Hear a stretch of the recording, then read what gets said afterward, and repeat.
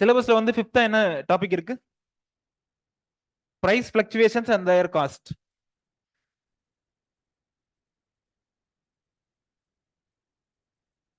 Price fluctuations and their cost. புரியுதுங்களா? Price ஃபிளக்சுவேஷன்ஸ்னா என்ன? அக்ரிகல்ச்சர் ப்ராடியூஸ் வந்துட்டு ஒரு பர்டிகுலர் சீசனுக்கு தான் ப்ரொடியூஸ் பண்றோம். புரியுதுங்களா? பர்டிகுலர் சீசனுக்கு ப்ரொடியூஸ் பண்றதுனால அதோட பிரைஸ் வந்து வெரி ஆயிட்டே இருக்கு. ஸ்டேபிளா இல்லாம இருக்கு. பிரைஸ் வந்துட்டு ஸ்டேபிளா இல்லாம இருக்கு. Not stable. என்ன ரீசன்? ஏன் ஸ்டேபிளா இல்ல இந்த பிரைஸ்? சீசனாலிட்டி. நம்பர் 1 வந்து சீசனாலிட்டி. புரியுதுங்களா? வாட்டர்மெலன்னா அது ஒரு குறிப்பிட்ட கிளைமேட் குறிப்பிட்ட இதுல தான் ப்ரொடியூஸ் பண்ண முடியும். புரியுதுங்களா? Perishable produce. எது எதெல்லாம் perishable produce? Fruits and vegetables, flowers அதெல்லாம் வந்து பெரிஷபிளா இருக்கிறதுனால பிரைஸ் வந்து ஃபிளக்சுவேட் ஆகுது. இன்னொன்னு வந்து அவங்க சொன்னாங்கல்ல, டிமாண்ட் அண்ட் சப்ளை வந்து மிஸ்மேட்சா இருக்கிறது. Demand supply mismatch.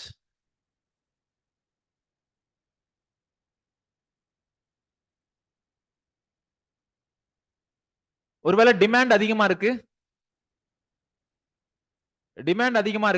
But supply வந்துட்டு குறைவா இருக்கு. ஸோ பிரைஸ் வந்து அதிகமாகுமா குறையுமா? டிமாண்ட் அதிகமா இருக்கு, சப்ளை வந்து குறைவா இருக்கு. இப்போ வந்து பிரைஸ் எப்படி இருக்கும்? Price will be increased.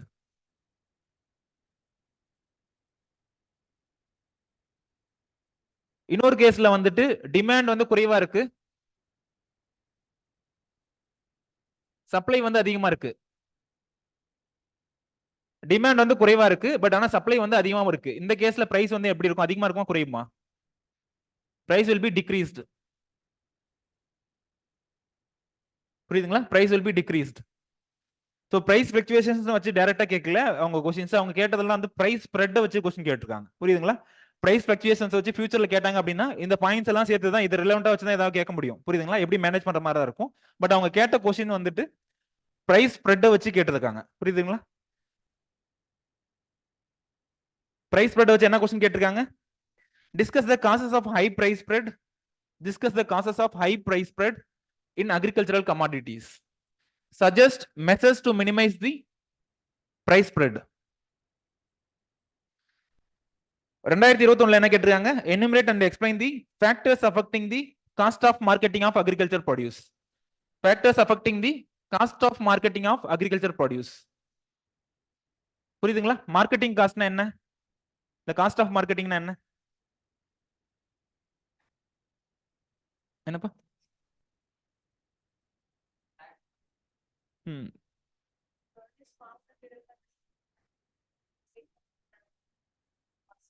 ம் ப்ரொடியூஸ் பண்ணதுல இருந்து கன்சியூமரை சேர்க்கிற வரைக்கும் என்னென்ன காஸ்ட் ஆட் ஆகுது அப்படின்றத வந்துட்டு மார்க்கெட்டிங் காஸ்ட்னு சொல்லுவோம். புரியுதுங்களா? ஸோ அதெல்லாம் தான் ஃபேக்டர்ஸ்ல வரும். பிரைஸ் ஸ்ப்ரெட்னா என்னன்னு சொல்றேன். பிரைஸ் ஸ்ப்ரெட்னா என்னன்னு சொல்லுங்க யாராவது. நான் ஆல்ரெடி டிஸ்கஸ் பண்ணியிருக்கேனா? இல்ல, கொஸ்டின்ல நான் கேட்டிருந்தேன். இல்ல, யார் யாரெல்லாம் அந்த டெஸ்ட் சீரிஸ் எழுதுனீங்களோ அவங்களுக்கு தெரிஞ்சிருக்கும்.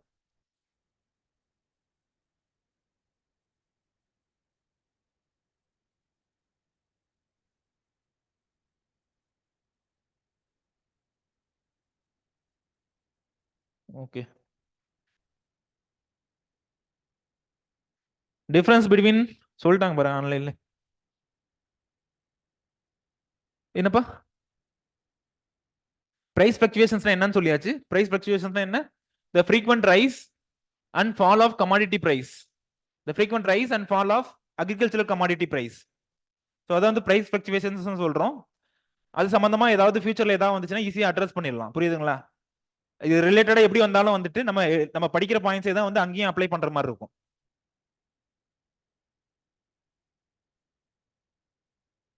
என்ன ரீசன்னால ஃபிளக்சுவேட் ஆகுதுன்னு பார்த்தோம். சொல்லாத பாயிண்ட் ஏதாவது சொல்லுங்க. என்னென்ன பார்த்தோம்? பெரிஷபிள் நேச்சரா இருக்கிறது ஒரு ரீசன். இந்த பெரிஷபிள் நேச்சர் ஃபியூச்சர்லயும் நம்ம படிப்போம். சீசனாலிட்டி, பெரிஷபிள் நேச்சர்னா அழுகி போறது அந்த மாதிரி. Seasonality, demand and supply mismatch, supply mismatch, இல்ல ஒரு சிலர் வந்து மார்க்கெட்டிங்ல ஏதாவது குவாலிட்டி ஓகே குவாலிட்டி ரெகுலேஷன்ஸ்னால ஏதாவது ஒரு இதுல வந்துட்டு அதிகமான குவாலிட்டி எதிர்பார்த்திருக்கலாம். ஸோ அதனால பிரைஸ் ரைஸ் ஆயிருக்கலாம். சரி ஒரு இன்டர்மீடியரிஸ் இருக்காங்கல்ல அவங்களோட ரோலை வச்சு சொல்லுங்க. ஹோர்டிங்னா என்ன? Hoarding HOARDING. இப்போ நான் கமாடிட்டியை வாங்கி பதுக்கி வைக்கிறேன், பிரைஸ் அதிகமாகுமா ஆகாதா? நானா வந்து கிரியேட் பண்றேன். புரியுதுங்களா? உண்மையிலே அங்க டிமாண்ட் சப்ளை மிஸ்மேட்ச் இல்ல. டிமாண்ட் சப்ளை மிஸ்மேட்ச்ன்றது வந்து நேச்சுரலாவும் நடக்கிறதுக்கு வாய்ப்பு இருக்கு. பட் இங்க வந்து நான் பர்பஸ்ஃபுல்லா பண்றேன், நான் லாபம் எடுக்கணும், நான் அதிகமா லாபம் எடுக்கணும் அப்படின்றதுக்காக பண்றதா வந்து ஹோர்டிங். புரியுதுங்களா? பிரைஸ் ஃபிளக்சுவேஷன்ஸ்ல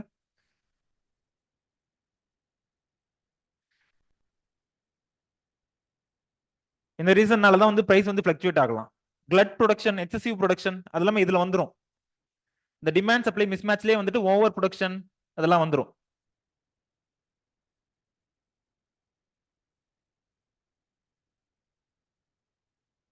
புரிஞ்சுதுங்களா?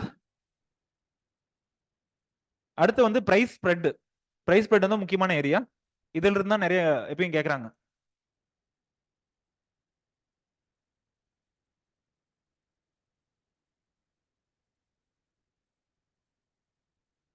சப்போஸ் ஏதாவது மார்க்கெட்ல ஏதாவது ஒரு ப்ராடியூஸோட பிரைஸ் சொல்லுங்க.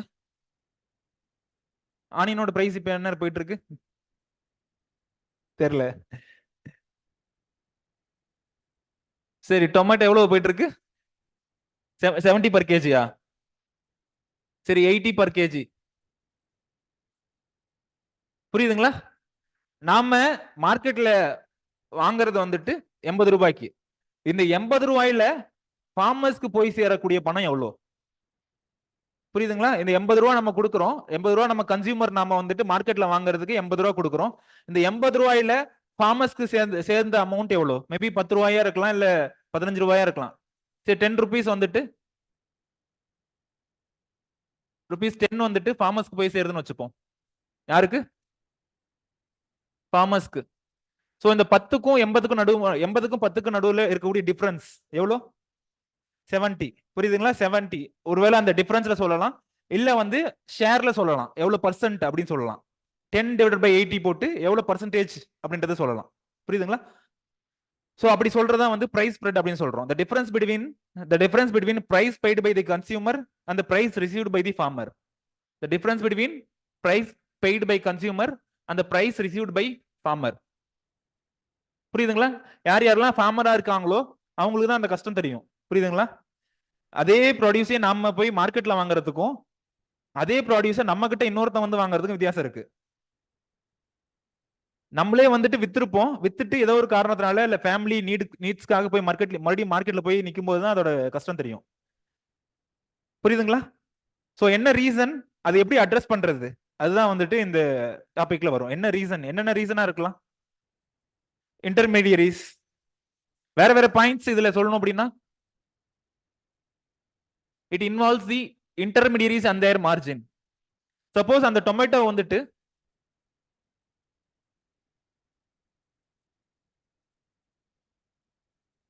ஃபார்மர்ஸ்ல இருந்து இன்டர்மீடியரி 1 வாங்குறாரு.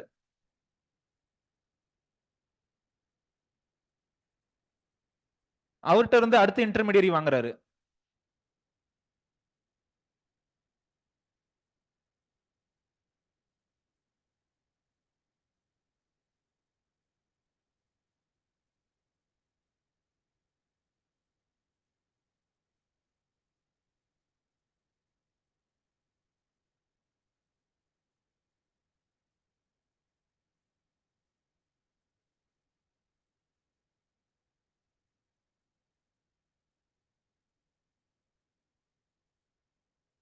ஃபார்மர்ஸ்க்கும் கன்சியூமர்ஸ்க்கும் நடுவுல யார் யார் இருக்காங்க?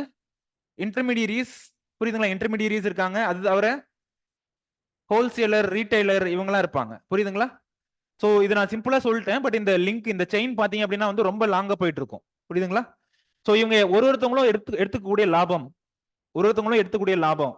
புரியுதுங்களா? அதுக்கு எவ்வளவு செலவு ஆகுது அப்படின்றது வந்து ஒரு முக்கியமான ஃபேக்டர். அதான் செகண்ட் பாயிண்ட்ல இருக்கும். It involves various cost incurred by intermediaries and their margin. மார்ஜின்றது வந்து ப்ராஃபிட் குறிக்குது, எவ்வளவு லாபம் அப்படின்றது குறிக்குது. இது வந்து எல்லா கமாடிட்டியும் ஒரே மாதிரி இருக்கணும்னு அவசியம் கிடையாது.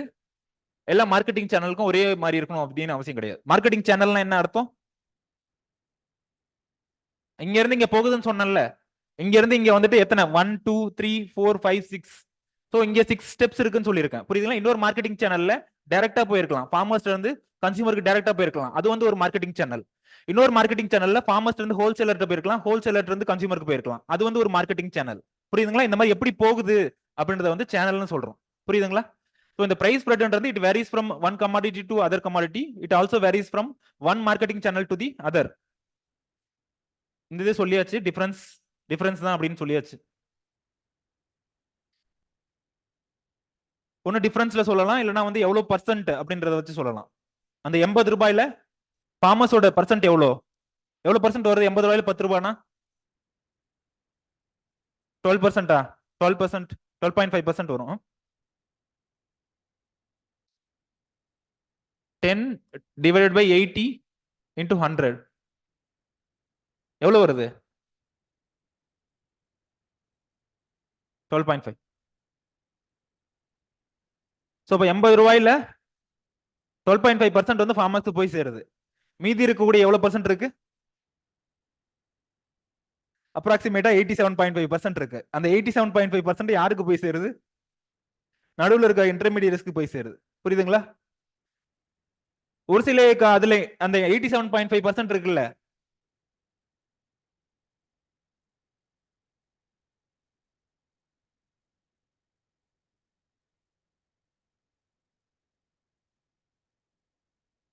புரியுதுங்களா? இப்படி டினோட் பண்றதுனாலும் பண்ணலாம். அப்படி இல்ல அப்படின்னா 80 minus 70, 80 ரூபாயில இருந்து 10 ரூபாய் கழிச்சா 70 ரூபாய் இருக்கு. சோ இந்த 70 ரூபாய் தான் வந்துட்டு பிரைஸ் ஸ்ப்ரெட் அப்படின்னு சொல்லலாம். புரியுதுங்களா? போலாங்களா அடுத்தது? சோ என்னென்ன காசஸ் அப்படின்னு சொல்லிட்டு நான் இங்க லிஸ்ட் அவுட் பண்ணிருக்கேன். காசஸ் போறதுக்கு முன்னாடி ஒரு கொஸ்டின்ஸ் பாருங்க.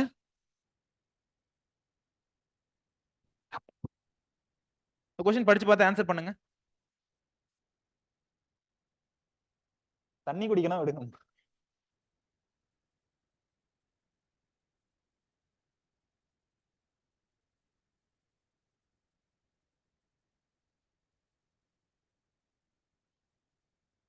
The longest border between any two countries in the world. யார் யாரெல்லாம் இது வந்துட்டு இந்த டைம் தப்பா எழுதுறீங்க? உண்மையா ஜெனுவினா கை தூக்குங்க. குமரன் பாருங்க, அவங்களாம் நிறைய பேர் தப்பு பண்ணிருப்பீங்க, ஆனா யாரும் கை தூக்கி இருக்க மாட்டீங்க. சரி, யார் யாரெல்லாம் கரெக்டா எழுதுங்க அவங்க மட்டும் கை தூக்குங்க. இப்படிதான் நான் கேட்டிருக்கணும். பாருங்க, இதுக்கு 3 பேர், அதுக்கு 3 பேர், அப்ப மீதி இருக்கவங்க எல்லாம் நோட்டாவா? அப்படிலாம் போய் சொல்லாதீங்க. யார் யாரெல்லாம் எழுதவே இல்லை அவங்க கை தூக்குங்க. அப்பா, இதுக்கெல்லாம் தூக்குறாங்க. சரி, என்னம்மா ஆன்சர் இதுக்கு? Canada and US. எவ்வளவு கிலோமீட்டர்? அடுத்த கொஸ்டின், எவ்வளவு கிலோமீட்டர் இல்ல வந்து எவ்வளவு மைல்?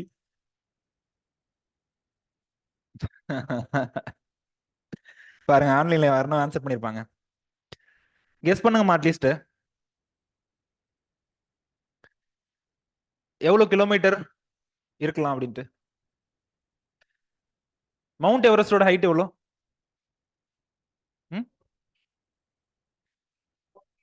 8848 49. ஓகேப்பா, மீட்டரா கிலோமீட்டராப்பா? அதை தான் கேட்கிறேன் நானு. மீட்டர். அது ஒரு கிலோமீட்டர்ல சொன்னோம் அப்படின்னா அதோட டிஸ்டன்ஸ் தான் இது. புரியுதுங்களா? அந்த 8800 சம்திங் சொல்றோம்ல, அது வந்து மீட்டர். அது ஸோ அதை கிலோமீட்டர்ல சொன்னோம் அப்படின்னா அவ்வளோ டிஸ்டன்ஸ் தான் கனடா அண்ட் யூஎஸ்க்கு. புரியுதுங்களா? So longest boundary between any two countries. India வந்துட்டு அதோட பவுண்டரிய, மேக்சிமம் பவுண்டரி வந்து எந்த கண்ட்ரி கூட ஷேர் பண்ணுது? பரவாயில்ல, நாங்க படிக்கும் போது அதெல்லாம் புதுசா இருந்துச்சு சின்ன வயசுல படிக்கும் போது. பட் இப்போ அது இம்பார்ட்டன்ட் பிவிக்கு ஆயிடுச்சு. புரியுதுங்களா? 8891 கிலோமீட்டர். இது ஒரு மீட்டர்ல எழுதணும் அப்படின்னா அப்ராக்சிமேட்டா 8800 அப்படின்னு சொல்லிட்டு மீட்டர்ல எழுதணும் அப்படின்னா மவுண்ட் எவரெஸ்டோட ஹைட்டா வந்துருது.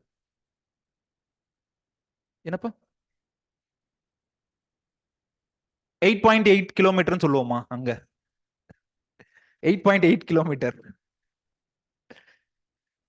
Which of the following statements, இதுவும் 2024 கேட்ட கொஸ்டின் தான். Which of the following statements about ethics committee in the Lok Sabha are correct?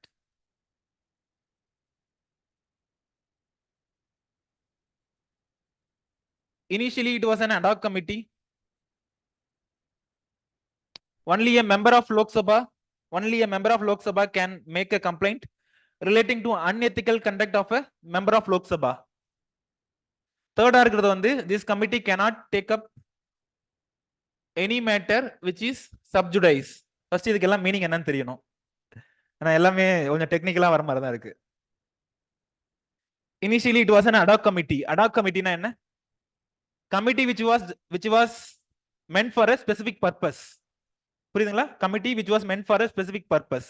அந்த பர்பஸ் முடிஞ்சிருச்சு அப்படின்னா என்ன பண்ணலாம்? அதுக்கப்புறம் அந்த கமிட்டியை டிசால்வ் பண்ணுவாங்க, கலைச்சிருவாங்க. புரியுதுங்களா? ஏதோ ஒரு ஸ்பெசிபிக் பர்பஸ்க்காக ஒரு கமிட்டி ஃபார்ம் பண்ணிருப்பாங்க.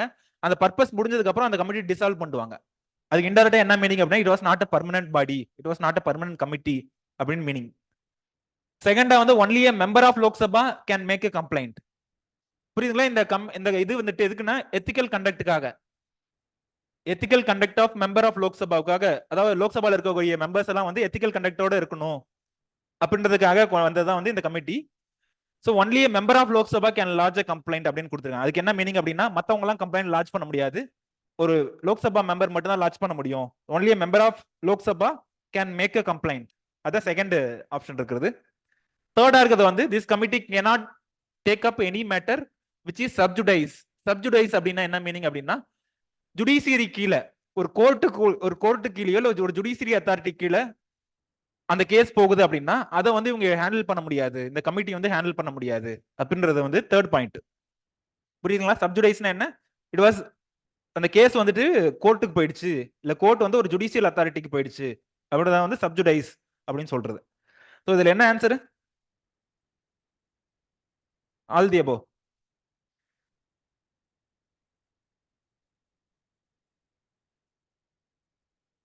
மணிகண்டன்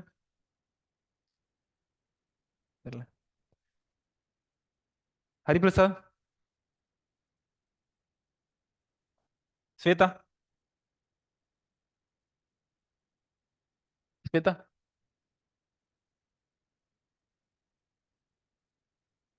அன்ஷித், பிவிக்யூல கேட்டா கொஞ்சம் நல்லா சொல்லணும் ஆன்சர், கொஞ்சம் திங்க் பண்ணி சொல்லுங்க. அட்லீஸ்ட் ரெண்டு இடத்துல செக் இருக்கு. இங்க ஒரு இடத்துல உங்களோட ஜெனரல் லாஜிக் படி பார்த்தோம் அப்படின்னா இங்க ஒரு ஒன்லி வந்திருக்கு, cannot take up anyன்னு வந்திருக்கு. ஸோ அந்த ரெண்டு செக்ல ஏதாவது ஒரு செக் வந்து கண்டிப்பா பிடிச்சோம் அப்படின்னா கரெக்டா வந்துடும். ஒன்லின்னு ஒரு இடத்துல செக் வந்திருக்கு, இன்னொரு இடத்துல வந்துட்டு cannot take up any அப்படின்னு வந்திருக்கு.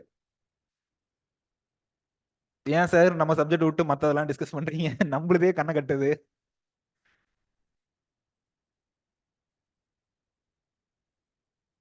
இதுக்கு ஆன்சர் வந்து சீமா, சி தான் ஆன்சர். இது கரெக்ட், இது correct. Only a member of Lok Sabha இல்ல, any member can raise the issue, any member can make a complaint relating to unethical conduct of member of Lok Sabha, any member இல்ல any person. புரிஞ்சுதுங்களா? இதுக்கு வந்து 1 and 3 தான் answer. நீங்க எங்கம்மா பாத்தீங்க 1 2 1 3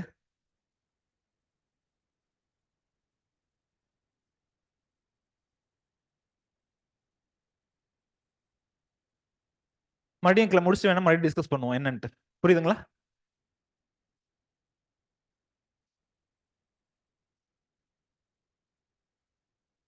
காசஸ் ஆஃப் பிரைஸ் ஸ்ப்ரெட்ல வந்து நிக்கிறோம்.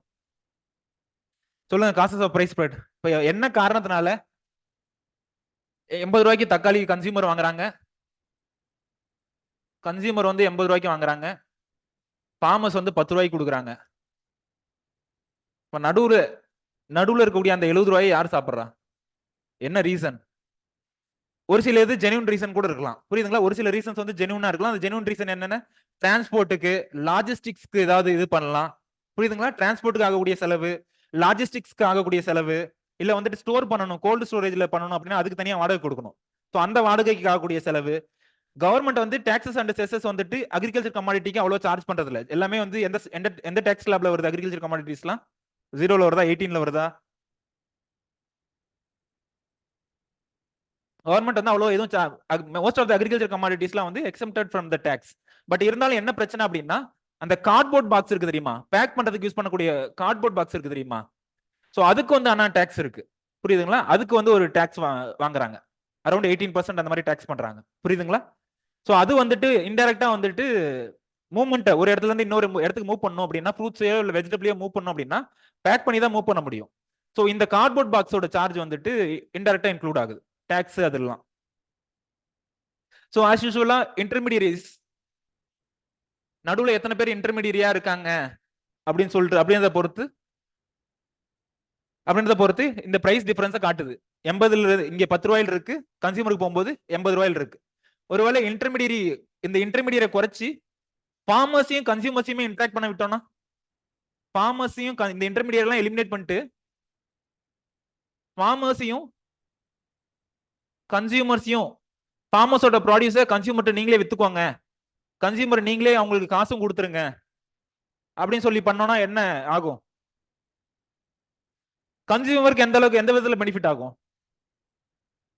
கம்மியான பிரைஸ்ல தக்காளி கிடைக்குது, புரியுதுங்களா? மேபி 10 ரூபான்றதை வந்து 15 ரூபாய்க்கு அவர் வித்துருக்கலாம், இல்ல 20 ரூபாய்க்கு வித்துருக்கலாம். ஃபார்மர்ஸ்க்கு எந்த விதத்துல பெனிஃபிட் ஆகுது? புரியுதுங்களா? 10 ரூபாய்க்கு வித்தது வந்துட்டு இப்போ வந்துட்டு 15 ரூபாய்க்கு விற்கிறாங்க. ஸோ அந்த 5 ரூபா வந்துட்டு ஃபார்மர்ஸ்க்கு லாபம். ஸோ இந்த கான்செப்ட் என்ன கான்செப்ட்? உழவர் சந்தை. உழவர் சந்தைன்னு கேள்விப்பட்டிருக்கீங்களா? உங்க ஊர்ல எல்லாம் உழவர் சந்தைக்கு போயிருக்கீங்களா? ஸோ இந்த கான்செப்ட் தான் வந்து உழவர் சந்தை, ஃபார்மர்ஸ் மார்க்கெட். இங்கிலீஷ்ல எழுதணும் அப்படின்னா ஃபார்மர்ஸ் மார்க்கெட் அப்படின்னு எழுதுறது, புரியுதுங்களா? அவங்க 2 பேருமே இன்டராக்ட் பண்ண விட்டுருங்க. பட் இதுல என்ன பிரச்சனை? Farmers most of the farmers வந்து வரமாட்டாங்க. என்ன ரீசன்? அவங்களோட பெர்ஸ்பெக்டிவ் எப்படி இருக்கும் அப்படின்னா, இருக்கிற வேலையெல்லாம் விட்டுட்டு யார் போறது? ஆடு இருக்கு, மாடு இருக்கு, அதை யார் பாத்துக்கிறது? கரெக்டா இல்லையா? செகண்ட் ஆளுக்கு வந்து high marketing margin. Marketing margin என்ன ஃபர்ஸ்ட் சொல்லுங்க?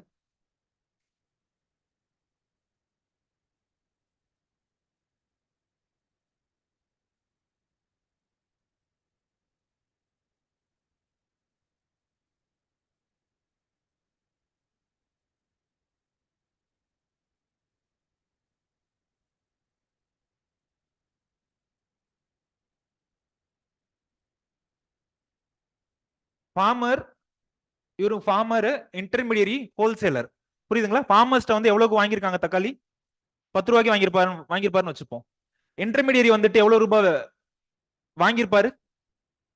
ஃபார்மர்ஸ் எவ்வளவு ரூபாய்க்கு வாங்கினாரு? 10 ரூபாய்க்கு வாங்கினாரு. ஸோ இங்க இருந்து இங்க வரும்போது 10 ரூபாய்.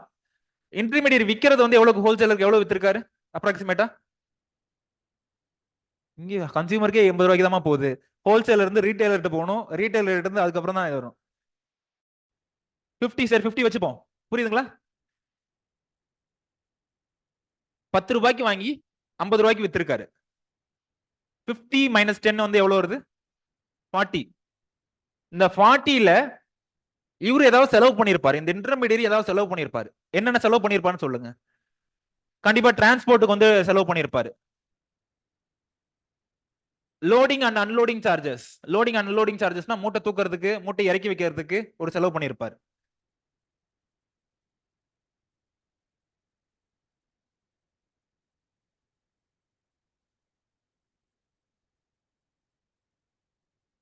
சோ இந்த மாதிரி அவர் ஜெனுவனா ஏதாவது செலவு பண்ணிருப்பாரு, புரியுதுங்களா?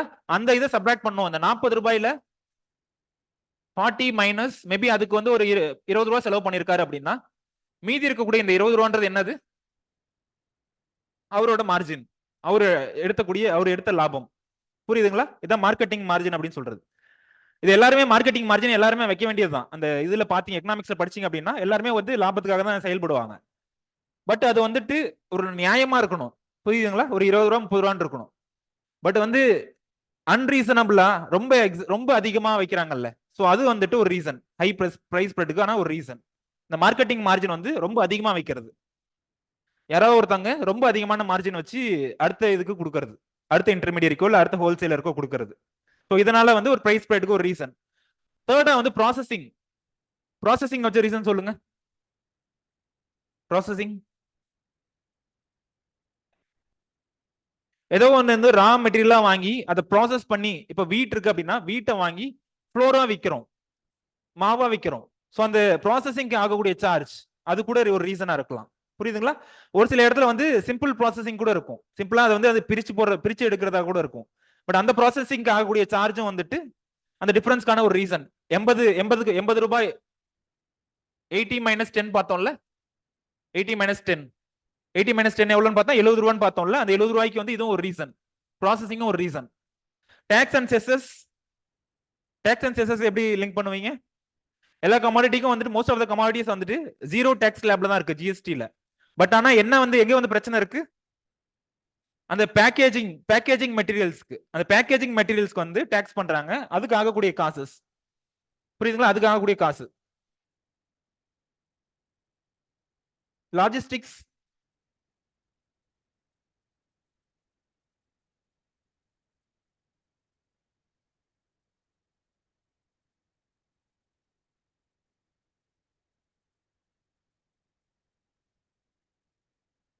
சர்ப்ளஸ் ஏரியாவில் வந்து டெபிசிட் ஏரியாவுக்கு ஏதோ ஒன்று டிரான்ஸ்போர்ட் பண்றோம் புரியுதுங்களா இப்போ கோதுமைலாம் நம்ம ஊர் கிளைமேட்டுக்கு வருமா ஸோ அங்க இருந்து இங்க வந்து நம்ம டிரான்ஸ்போர்ட் பண்றோம் ஸோ இந்த டிரான்ஸ்போர்ட் காஸ்ட் இன்க்ளூட் பண்ணும்ல லாஜிஸ்டிக்ஸ் காஸ்ட் ஸோ அதான் logistic cost loading and unloading சார்ஜஸ்னா புரியுதுங்களா அந்த மூட்டையை தூக்கி வைக்கிறது மூட்டையை திரும்ப அன்லோட் பண்றது அதுக்கான சார்ஜ் ஃபோர்ஸ்டு சேல்ஸ்னா என்ன எதுக்கான ஆன்சர் நம்ம பார்த்துட்டு இருக்கோம் சிவானியா சொல்லுங்க எதுக்கான ஆன்சர்ஸ் நம்ம பார்த்துட்டு இருக்கோம் என்ன காரணத்தினால ஹை பிரைஸ் ஸ்ப்ரெட் இருக்கு அப்படின்ட்டு ஹை பிரைஸ் ஸ்ப்ரெட் வந்து என்ன ரீசன்னால இருக்குன்னு பார்த்துட்டு இருக்கோம் சோ ஃபோர்ஸ்டு சேலோட எப்படி லிங்க் பண்ணுவீங்க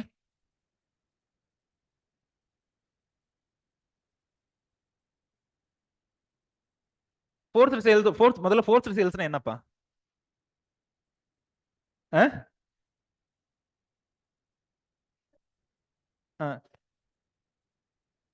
அதாவது ரொம்ப குறைவான பிரைஸுக்கு அனுப்புறது புரியுது ரொம்ப மார்க்கெட்ல ரொம்ப ரொம்ப குறைவான பிரைஸுக்கு விற்கிறது இன்டர்மீடியேட்க்கு கொடுக்கறது புரியுதுங்களா என்ன காரணத்தால அந்த ஃபோர்ஸ்டு சேல் இருந்திருக்கலாம் என்னென்ன ரீசன்னால ஒரு ஃபோர்ஸ்டு சேல் நடந்திருக்கலாம் என்னப்பா ஸ்டோரேஜ் இல்லாம இருந்துக்கலாம் டிமாண்ட் அண்ட் சப்ளை ஒன்றும் இல்லை அவங்க வந்துட்டு ஃபார்மர்ஸ் வந்து யாருக்குன்னா கடன் வாங்கியிருக்கலாம் அந்த கடனை வந்து உடனே கொடுத்தாகணும் அந்த கடனை உடனே அடைக்கணும்ன்றதுக்காக குறைவான இதுக்கு வந்துட்டு வித்திருக்கலாம் ஒருவேளை அவர் நினைச்சாரு அப்படின்னா ஒரு 3 மாசம் ஸ்டோர் பண்ணி கூட வேற ஹவுஸ்லயோ இல்ல கோல்டு ஸ்டோரேஜ் ஃபெசிலிட்டிலயோ வந்துட்டு ஸ்டோர் பண்ணி கூட வித்திருக்கலாம் பட் எந்த காரணத்தினால உடனே வித்தாரு அந்த கடனை திரும்ப கொடுக்கணும் மணி லெண்டர்ஸ்ட் அவர் கடன் வாங்கியிருக்கலாம் அந்த கடனை திரும்பி கொடுக்கணும் அப்படின்றதுக்காக என்னால 3 மாசம் 6 மாசம்லாம் ஸ்டோர் பண்ணி வைக்க முடியாது உடனே இதை வச்சுக்கிட்டு எனக்கு கொடுத்துருங்க அப்படின்னு சொல்லியிருக்கலாம் புரியுதுங்களா மல்டிபிளிசிட்டி ஆஃப் மார்க்கெட் சார்ஜஸ் நேத்திக்கு பார்த்தோம்ல நேத்திக்கு என்ன பார்த்தோம் ஏபிஎம்சில ஒரு மார்க்கெட்டுக்கும் என்ட்ராக தனித்தனி சார்ஜ் பே பண்ணணும் புரியுதுங்களா ஒரு மார்க்கெட் என்டர் ஆகிறதுக்கும் ஈவன் சேம் ஸ்டேட்லயே வந்துட்டு டிஃப்ரெண்ட் மார்க்கெட்ஸ் என்டர் பண்ணணும் அப்படின்னா டிஃப்ரெண்ட் சார்ஜஸ் வந்துட்டு பே பண்ணணும் சோ அப்ப அந்த சார்ஜஸ் எல்லாம் இன்டைரக்டா எப்படி போய் சேருது யார்கிட்ட போய் சேருது பாமல்ல கன்சியூமரோட தலையில போய் சேருது புரியுதுங்களா இந்த different market charges segregated markets இருக்குன்னு பார்த்தோம் இங்க ஒரு மார்க்கெட் இருக்கு மார்க்கெட் 2 இங்க இருக்கு சப்போஸ் இது சேலம் டிஸ்ட்ரிக்டோட மார்க்கெட்னு வச்சுப்போம் சேலம் டிஸ்ட்ரிக்ட் மார்க்கெட் எப்ப பார்த்தாலும் சேலமே சொல்லிட்டு இருக்காதீங்க அப்படிங்காதீங்க சேலம் டிஸ்ட்ரிக்ட்ல இருந்து கோயம்பேடு வருது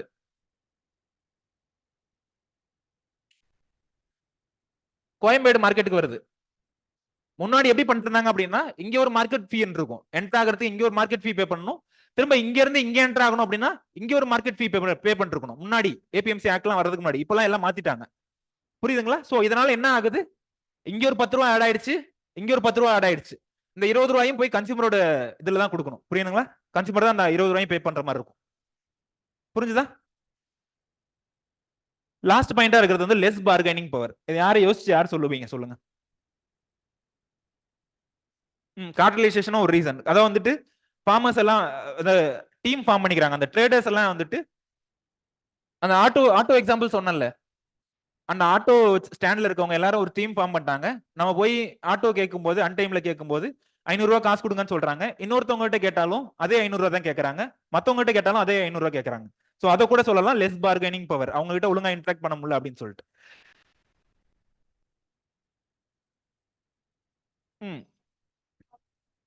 அதுதான் அதான் நானும் சொல்ல வரேன் மோஸ்ட் ஆஃப் த ஃபார்மர்ஸ் இந்தியாவில் இருக்கக்கூடிய மோஸ்ட் ஆஃப் த ஃபார்மர்ஸ் என்ன ஃபார்மர் ஸ்மால் ஃபார்மரா லார்ஜ் ஃபார்மரா இல்ல மார்ஜினல் ஃபார்மரா ஸ்மால் அண்ட் மார்ஜினல் ஃபார்மர்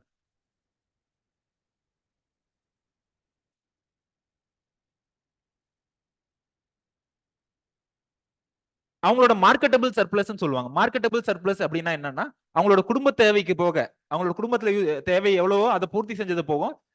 மார்க்கெட்ல விற்கிறது எவ்வளவு இருக்கு, மார்க்கெட்ல விற்கிறதுக்கு எவ்வளவு இருக்கு அப்படின்றது மார்க்கெட்டபிள் சர்ப்ளஸ் ஒரு டேர்ம் சொல்லுவோம். இவங்களோட மார்க்கெட்டபிள் சர்ப்ளஸ் அதிகமா இருக்குமா குறைவா இருக்குமான்றது என்னோட கேள்வி.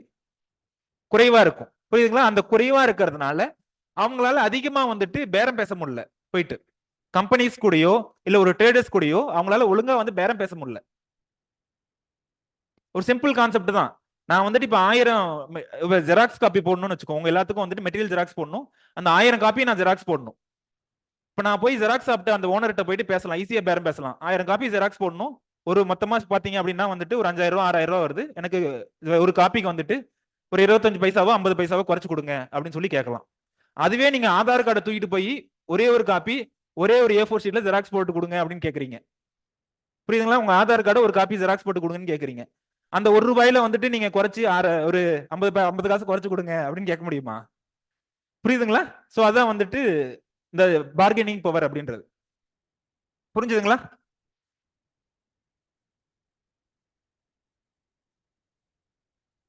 இப்போ இதை நீங்க தான் சொல்ல போறீங்க. இப்போ என்னென்ன பிரச்சனைன்னு தெரிஞ்சிடுச்சு. Message to minimise the price spread. அந்த ₹10 ₹80 டிஃபரன்ஸ் இருக்கிறத எப்படி குறைக்கலாம், என்னென்ன அப்படின்னு சொல்லி நான் 1 or 2 பாயிண்ட் சொல்றேன். மீதி நீங்க தான் சொல்றீங்க. என்னப்பா? ஃபார்மர்ஸ் மார்க்கெட், உழவர் சந்தைன்னு சொல்றோம்ல, அந்த ஃபார்மர்ஸ் மார்க்கெட் நிறைய கிரியேட் பண்றது. நம்பர் 2 வந்துட்டு டிரான்ஸ்போர்டேஷன் சார்ஜ் அதிகமாகுதுன்னு சொன்னோம்ல, அதாவது லாஜிஸ்டிக்ஸ் ஒரு இடத்துல இருந்து இன்னொரு இடத்துக்கு மூவ் ஆகுறது காஸ்ட் ஆகுதுன்னு சொன்னோம்ல, அதுக்கு வந்து கிசான் ரயில்ல ஒரு ரயில் விட்டுருக்காங்க. கிசான் ரயில். சோ அந்த ரயில்ல வந்துட்டு அக்ரிகல்ச்சர் கமாடிட்டிஸை யார் வேணாலும் புக் பண்ணிக்கலாம் டிரான்ஸ்போர்ட் பண்றதுக்கு. சோ இனிஷியேட்டிவ் மாதிரி தான் இப்பதான் ஆரம்பிச்சிருக்காங்க, இன்னும் ரொம்ப லார்ஜ் ஸ்கேல்ல போகல. சோ அந்த இதுல டிரான்ஸ்போர்ட் பண்ணும்போது அவங்களுக்கு வந்துட்டு பிரைஸும் குறைவாகுது. அதே மாதிரி வந்து ஃபார்மர்ஸ் வந்து எங்க வேணாலும் எந்த ஸ்டேட்டுக்கு வேணாலும் அனுப்பிச்சுக்கலாம் அவங்களோட கமாடிட்டியை. மீதி இதை நீங்க சொல்லுங்க. முதல்ல என்னென்ன பிரச்சனை இருந்துச்சு, இந்த பிரச்சனை என்னன்னு சொல்லுங்க. இதுக்கு எல்லாத்துக்கும் நீங்க சொல்யூஷன் கொடுங்க. லாஜிஸ்டிக் சொல்லியாச்சு. சொல்லுங்க. Bargaining power. ஃபார்மர்ஸ் எல்லாம் ஒரு யூனியன் மாதிரி ஆரம்பிச்சிடலாம். புரியுதுங்களா? யூனியன் மாதிரி ஆரம்பிக்கிறதுக்கு வேற வேற பேர் சொல்லலாம். ஃபார்மர்ஸ் ப்ரொடியூசர் ஆர்கனைசேஷன் கூட சொல்லலாம். இல்ல வந்துட்டு கோஆபரேட்டிவ் மார்க்கெட்டிங், கிட்டத்தட்ட அதுவும் வந்து எல்லாத்தையும் ஒன்னு சேர்க்கிறது தான் கோஆபரேட்டிவ் மார்க்கெட்டிங்.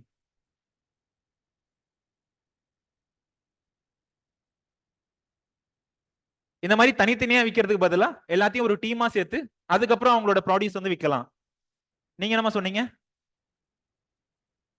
ஏபிஎம்சில வந்துட்டு மேக்ஸிமம் லிமிட் கொடுத்திருப்பாங்க. ஏபிஎம்சி நேத்திக்கு 2017 அந்த ஆக்ட் சொல்லியிருப்பேன். ஸோ அதோட இது பாத்தீங்க, சேலியன் ஃபீச்சர்ஸ் பாத்தீங்க அப்படின்னா நிறைய இடத்துல வந்து மேக்ஸிமம் லிமிட் இவ்வளவுதான் கொடுத்திருப்பாங்க. மார்க்கெட்டிங் ஃபீ இவ்வளவுதான் சார்ஜ் பண்ணணும். பாருங்க எவ்வளவு கொடுத்துருக்கன்ட்டு. எவ்வளவுப்பா? 1% இல்ல 2% இவ்வளவுதான் மேக்ஸிமம் மார்க்கெட் ஃபீ வந்து சார்ஜ் பண்ணணும். கமிஷன் ஏஜென்ட் வந்துட்டு இவ்வளவுதான் கமிஷன் வாங்கணும், மேக்ஸிமம் இவ்வளவுதான் வாங்கணும் அப்படின்னு சொல்லி அந்த ஏபிஎம்சி ஆக்ட் வந்துட்டு கொடுத்திருப்பாங்க. அதை ஒழுங்கா இம்ப்ளிமெண்ட் பண்ணாலே போதும். APMC act 2017. ஈனாம்.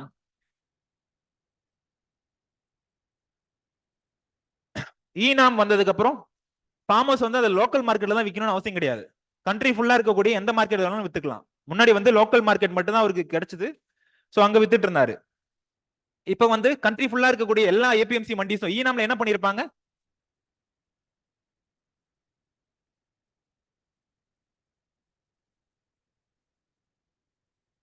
ஆக்சுவலா கண்ட்ரில இருக்கக்கூடிய எல்லா ஏபிஎம்சி மண்டிஸும் கனெக்ட் பண்ணி வச்சிருப்பாங்க. APMC 1, APMC 2,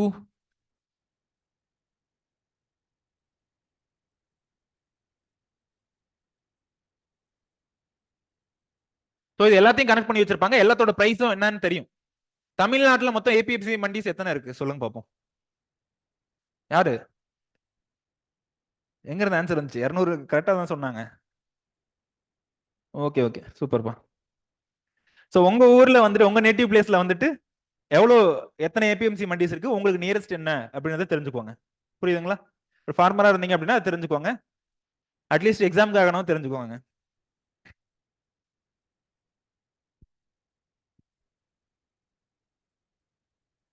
forced sale avoid பண்றது கிரெடிட் ஃபெசிலிட்டிஸ் எப்படி ப்ரொவைட் பண்ணலாம் சொல்லுங்க.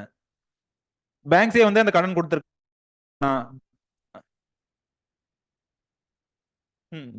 ஓகே, அந்த கடனை வந்து மணி லெண்டர்ட்ட வாங்குறதுக்கு பதிலா பேங்க்ஸ்கிட்டே வாங்கியிருக்கலாம் அப்படின்றீங்க.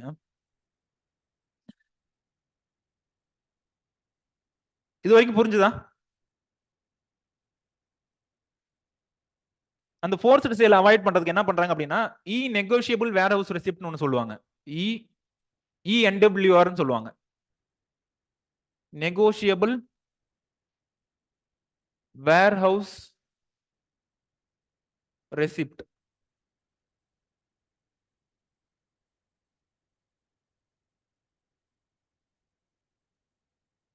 சப்போஸ் என்னோட கமாடிட்டிஸ் இருக்கு, சரி ரைஸ் கிரைன்ஸ் ரைஸ் வந்து ஹார்வெஸ்ட் பண்ணிருக்கேன். இந்த ஹார்வெஸ்ட் பண்ணி இதை வந்து எங்க போய் வச்சிருக்கேன்? கோடவுன்ல வச்சிருக்கேன். கோடவுன்ல வச்சுட்டு என்ன வாங்குறேன்? ஒரு ரெசிப்ட் ஒன்று வாங்கிடுறேன். இஎன்டபிள்யூஆர் ரெசிப்ட். ஒரு ரெசிப்ட் மாதிரி ஒன்று கொடுப்பாங்க. இந்த கோடவுன்ல இவ்வளவு குவான்டிட்டி 10 டன்னஸ் வச்சிருக்காங்க, 10 டன்னஸ் வந்துட்டு ரைஸ் வந்து வச்சிருக்காங்க அப்படின்ற மாதிரி ஒரு ரெசிப்ட் வச்சிருப்போம். ரெசிப்ட் வந்து கொடுத்துருவாங்க. சோ அந்த ரெசிப்ட் இஎன்டபிள்யூஆர் நெகோஷியபிள் வேர் ஹவுஸ் ரெசிப்ட், அதை வச்சுக்கிட்டு நான் எங்க போனாலும் எங்கனாவது வந்து கடன் வாங்கிக்கலாம். அதை வச்சு கூட நான் ட்ரேடிங் பண்ணிக்கலாம். புரியுதுங்களா? அதை வச்சுட்டு நான் எங்க வேணாலும் பணம் வாங்கிக்கலாம். அதே மாதிரி அதை வச்சு நான் ட்ரேடிங் பண்ணிக்கலாம். சோ இது எதை ஓவர் கம் பண்ணுது? எந்த பிரச்சனையை ஓவர் கம் பண்ணுது? இது டிஸ்ட்ரஸ் சேல்ஸ் இல்லைன்னா ஃபோர்ஸ்டு சேல்ஸ் சொல்றோம்ல. சோ இப்போ வந்துட்டு அவருக்கு தேவையான பணமும் கைக்கு வந்துருது, அதே நேரத்துல அந்த ப்ராடியூஸும் வந்து ஸ்டோர் ஆயிருக்கு. புரியுதுங்களா? எவ்வளவு பர்சன்டேஜ் வாங்கலாம் அந்த இஎன்டபிள்யூஆர் வச்சுட்டு?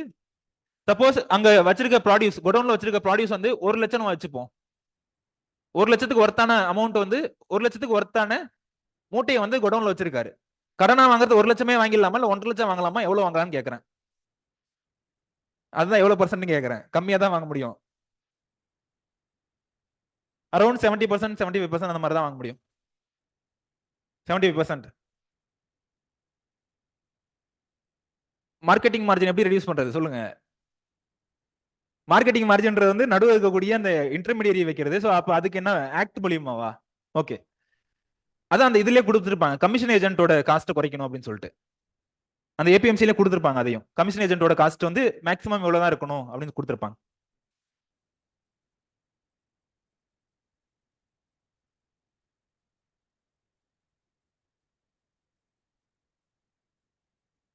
புரிஞ்சுதுங்களாமா?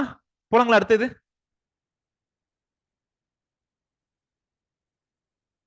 ஃபேக்டர்ஸ் அஃபெக்டிங் மார்க்கெட்டிங் காஸ்ட் இல்ல cost of marketing of agriculture produce. First cost of மார்க்கெட்டிங்னா என்னன்னு சொல்லுங்க, அதுக்கப்புறம் என்னென்ன ஃபேக்டர்ஸ் அஃபெக்ட் ஆகுதுன்னு சொல்லலாம்.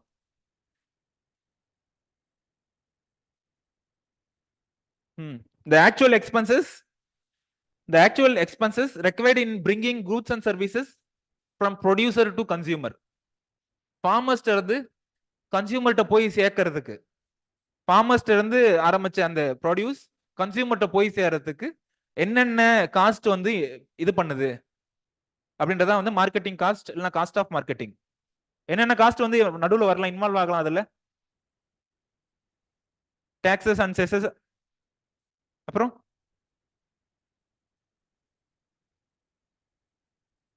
டிரான்ஸ்போர்ட், பேக்கேஜிங், நீங்க சொன்ன எல்லாமே வரும். நான் 1 by 1 சொல்றேன். ப்ராடக்ட்ஸ் பெரிஷபிலிட்டி,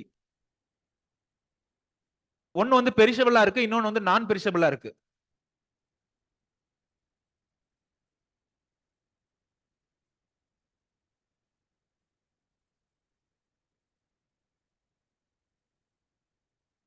ரெண்டுல எதுல வந்து மார்க்கெட்டிங் காஸ்ட் அதிகமா இருக்கும்?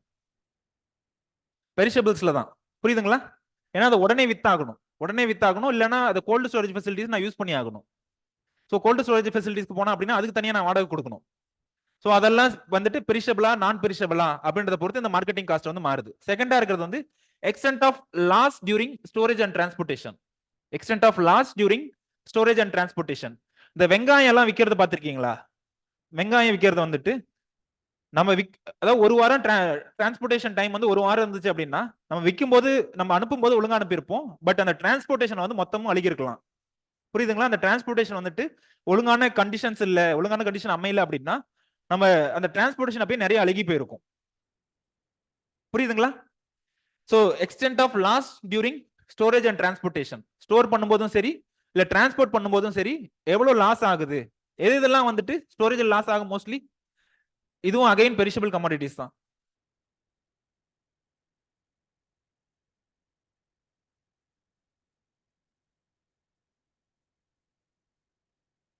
பல்சஸ் எல்லாம் ஒரு பர்டிகுலர் பீட்டில் அட்டாக் பண்ணும். பல்ஸ் பீட்டில் நாம அனுப்பும்போது கிரீன் கிராம் அனுப்பியிருப்போம், பட் அது கன்சியூமர்கிட்ட போய் சேரும்போது ஃப்ளோர் கிரீன் கிராம் ஃப்ளோரா போய் சேரும். புரியுதுங்களா? நாம அனுப்பும்போது ஒழுங்கா தான் அனுப்பிச்சிருப்போம், கிரைன்ஸா தான் அனுப்பிச்சிருப்போம், பட் அவங்க கிட்ட போகும்போது பவுடரா போயிருக்கும். அது என்ன ரீசன் அப்படின்னா கெலசோப்ரூக்கஸ் மக்குலேட்டஸ் அப்படின்னு சொல்லிட்டு ஒரு பல்ஸ் பீட்டில் இருக்கு.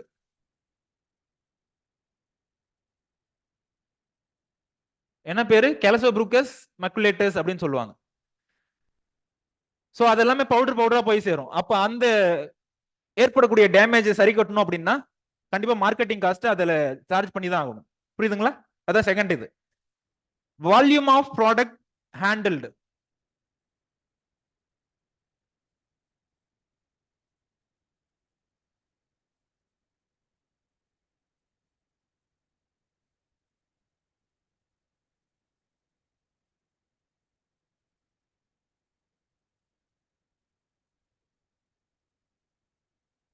ஒரு ஃபார்மர் 10 கிலோ மட்டும் டிரான்ஸ்போர்ட் பண்றாரு.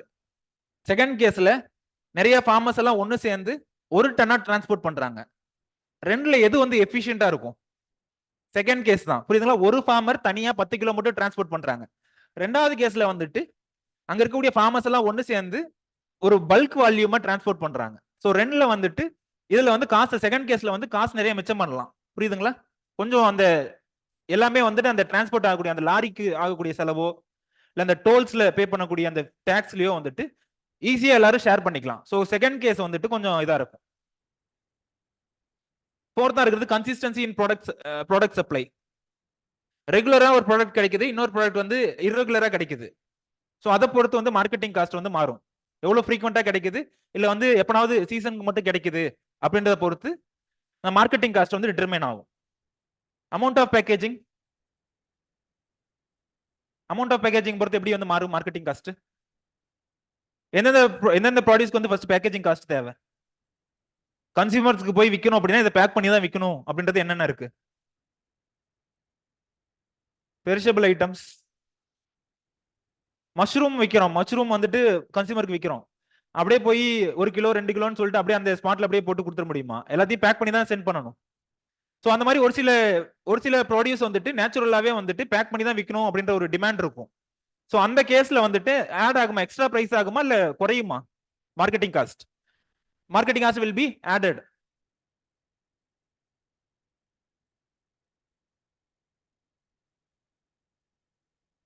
Grading adoption. சிக்ஸ்தா இருக்கிறது வந்து கிரேடிங் அடாப்ஷன்.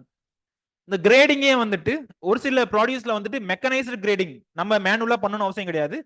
மெஷின்ஸே அதை பண்ணிடும். கிரேடிங்க தனித்தனியா பிரிச்சு கொடுத்துரும். சைஸை பொறுத்தோ இல்ல வேற ஏதாவது ஒரு பேசிஸை பொறுத்தோ வெயிட்டை பொறுத்தோ தனித்தனியா பிரிச்சு கொடுத்துரும். ஒரு சில இதுல மெக்கனைஸ்டு கிரேடிங் இருக்கு. இன்னொரு கமாடிட்டில வந்துட்டு ஹியூமன்ஸ் தான் கிரேடிங் பண்ணணும் இருக்கு. புரியுதுங்களா? எப்படி கிரேடிங் பண்றோன்றதை பொறுத்து இந்த மார்க்கெட்டிங் காஸ்ட் மாறும். புரியுதுங்களா? ரெண்டுல எது வந்து அட்வான்டேஜா இருக்கும்? மெக்கனைஸ்டு இல்ல மெஷின்ஸ் யூஸ் பண்றதா இருந்துச்சு அப்படின்னா கொஞ்சம் எஃபிஷியன்ட்டா கொஞ்சம் ஈஸியா பண்ணிடலாம். புரியுதுங்களா? எங்கெங்கெல்லாம் நம்ம மேனுவலா பண்ணணும் அப்படின்ற மாதிரி இருந்ததுன்னா அங்கெல்லாம் வந்து லேபர் காஸ்ட் இதெல்லாம் கொஞ்சம் அதிகமா சார்ஜ் ஆகும். இதெல்லாம் வந்து மேனுவலா நம்ம கிரேடிங் பண்ணணும். அந்த மாதிரி கமாடிட்டி எல்லாம் பார்த்திருக்கீங்களா? மேனுவலா நம்ம தான் அது பண்ணி ஆகணும் அப்படின்ற டிமாண்ட் இருக்கிறது. எதுமா? ஓகே. ஹனி அப்புறம்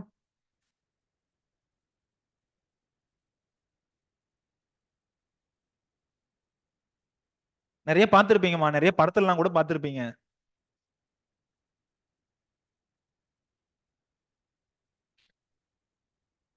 சரி, ஒரு சில கமாடிட்டிக்கு தேவைன்னு மட்டும் விட்டுருங்க.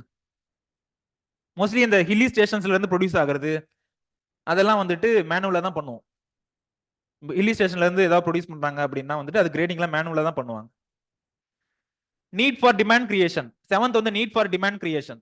டிமாண்ட் கிரியேஷன் அப்படின்னா என்ன? நீட் ஃபார் டிமாண்ட் கிரியேஷன்னா டிமாண்ட் கிரியேட் பண்றது. சப்போஸ் ஏதோ ஒரு பாப்புலர் ஆக்டரை கூட்டு வந்து அந்த ஒரு கமாடிட்டிக்கு வந்து அட்வர்டைஸ்மெண்ட் கொடுக்குறோம். ஏதாவது ஒன்று சொல்லுங்க அதுக்கு எக்ஸாம்பிள். எது? ஓகே, அது அக்ரிகல்ச்சர் கமாடிட்டில வராதுல, சரவணா ஸ்டோர்ஸ்ல. அக்ரிகல்ச்சர் கமாடிட்டிக்கு. ஆக்சுவலா இந்த இது இருக்குல்ல, ஏதோ நிறைய சம்பா அந்த பிளாக் கலர்ல ரைஸ் எல்லாம் நிறைய இருக்கு தெரியுமா? சீரக சம்பா என்னென்ன வந்து பிளாக் கலர்ல இருக்கக்கூடிய லேண்ட் ரைஸ்,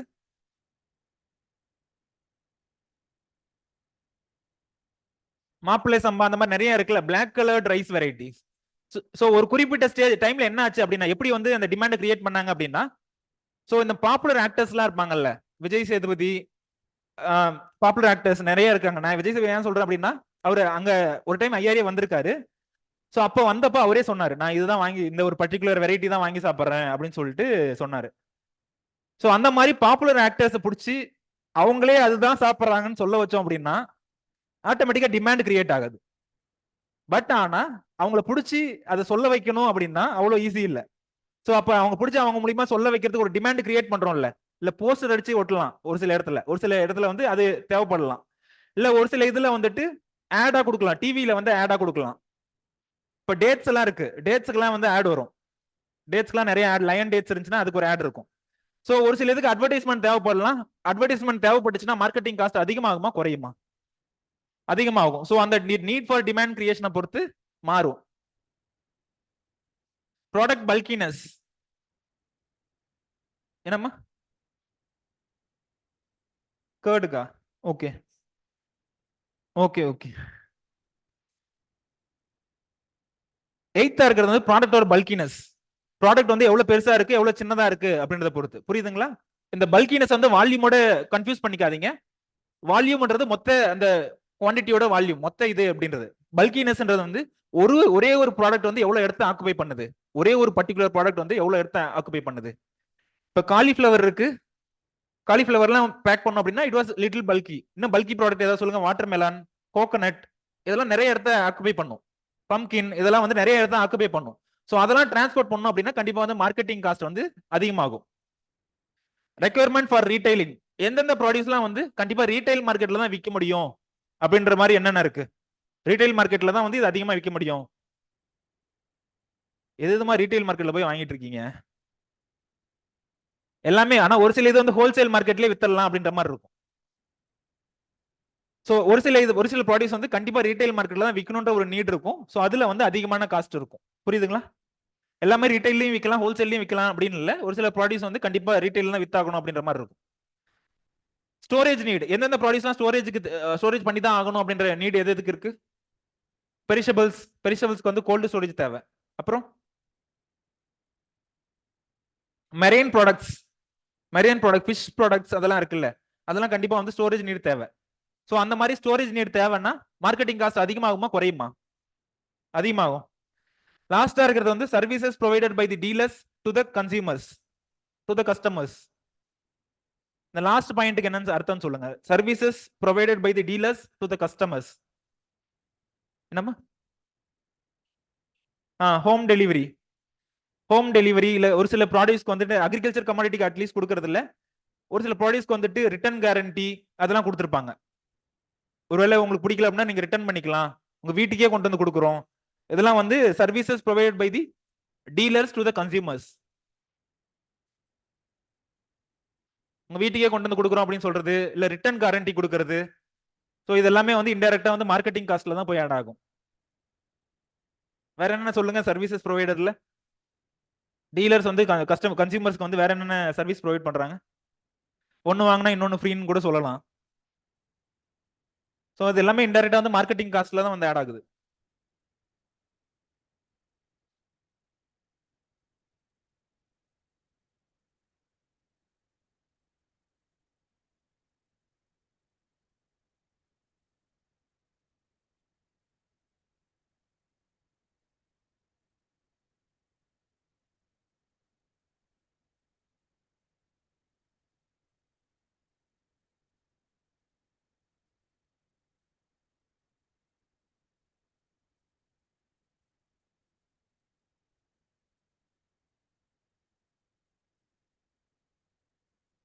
கன்சிஸ்டன்சி பாயிண்ட் திரும்ப சொல்லுங்க அப்படின்னு சொல்றாங்க. கன்சிஸ்டன்ட் இன் ப்ராடக்ட் சப்ளைனா எவ்வளவு ரெகுலரா வந்து நான் வந்துட்டு இருக்கு அப்படின்றத பொறுத்து. சீசனாலிட்டின்னு சொல்றோம்ல, அந்த சீசனாலிட்டி பாயிண்ட் தான் இதுவும். கன்சிஸ்டன்சி இன் ப்ராடக்ட் சப்ளை அப்படின்னா சீசனாலிட்டி சொன்னோம்ல, ஒரு பர்டிகுலர் சீசன் மட்டும் அந்த ப்ரொடியூஸ் ஆகுது அப்படின்னா, இப்போ வாட்டர் மெலன் வந்து எந்த சீசன்ல மட்டும் ப்ரொடியூஸ் ஆகுது?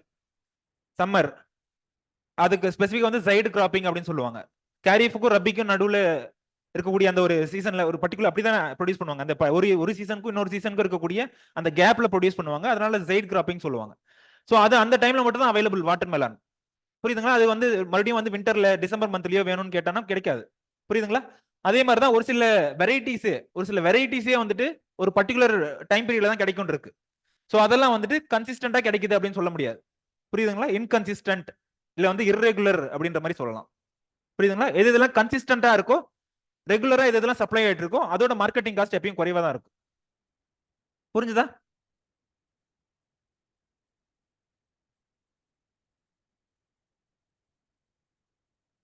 கிரேடிங் அடாப்ஷன் புரியலன்னு கேக்குறாங்க.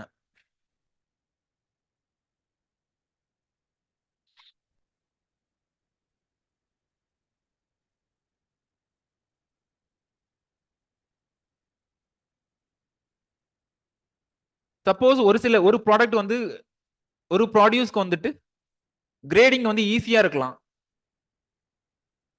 Grading easy. இன்னொரு ப்ராடியூஸ்க்கு வந்துட்டு கிரேடிங் வந்து கஷ்டமா இருந்திருக்கலாம்.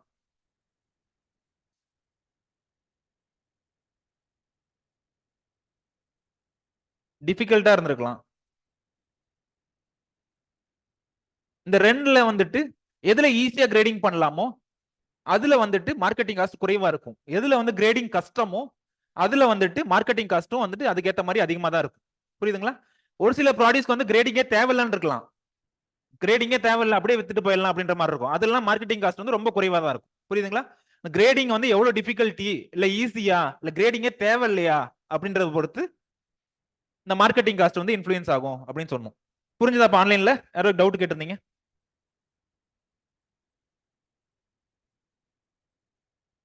9th point requirement for retailing.